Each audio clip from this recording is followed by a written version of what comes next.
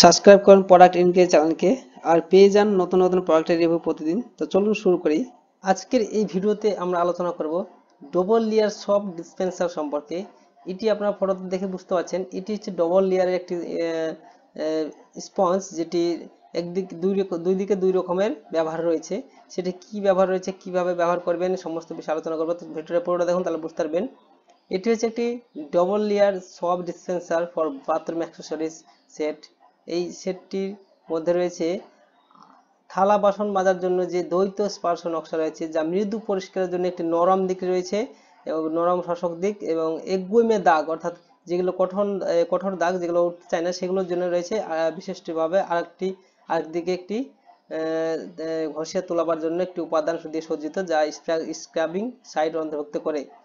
অসাধারণ শোষণ। আমাদের স্পঞ্জের শোষণকারী অর্থাৎ এই শোষণকারী স্পঞ্জটি দুই দিক তরল এবং ছিটকে ভিজিয়ে রাখতে পারদর্শী এবং অনায়াসে পৃষ্ঠ এবং থালা বাসন মুছে ফেলার জন্য একটি মূল্যবান টুল প্রদান করে।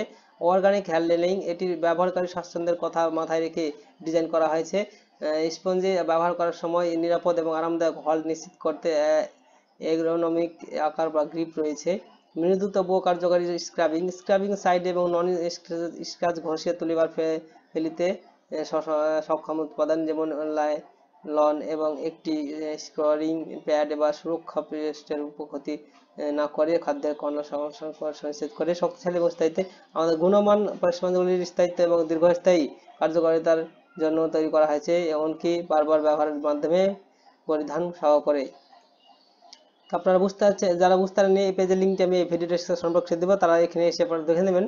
দেখার পরে এটি যদি আপনারা বাই করতে চান তাহলে এখানে বাই নামে ক্লিক করবেন, তাহলে সরাসরি আমাজনের যে ওয়েবসাইট সেখানে পৌঁছে যাবে। এখানে দেখেন এটি আমাজন চয়েস প্রোডাক্ট, একটি ভালো প্রোডাক্ট। গত মাসে 5000-এর বেশি সেল হয়েছে আর 4.3 রেটিংস রয়েছে। প্রোডাক্টটি একটি ভালো প্রোডাক্ট আর এর দাম রয়েছে 169, অর্থাৎ 169 টাকা দাম। আপনারা তাহলে এই প্রোডাক্টটি বাই করতে পারেন এখান থেকে সরাসরি। তো ভিডিওটি দেখার জন্য ধন্যবাদ। কোনো বিষয়ে জানা থাকলে কমেন্ট বক্সে কমেন্ট করবেন।